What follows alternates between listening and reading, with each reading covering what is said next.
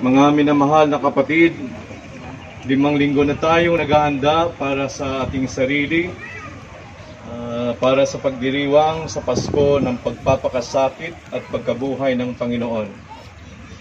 Sinikap nating unawain at tuparin ang ating pananagutan sa Diyos at sa kapwa, alinsunod sa aral at halimbawa ng Panginoon.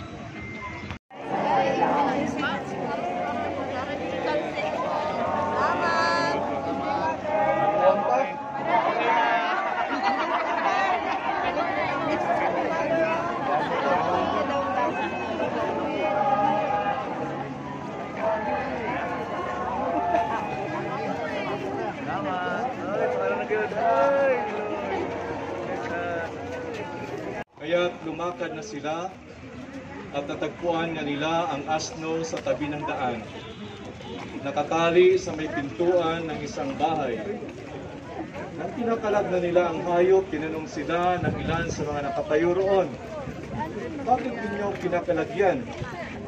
Sumagot sila gaya ng bilin sa kanila ni Jesus, at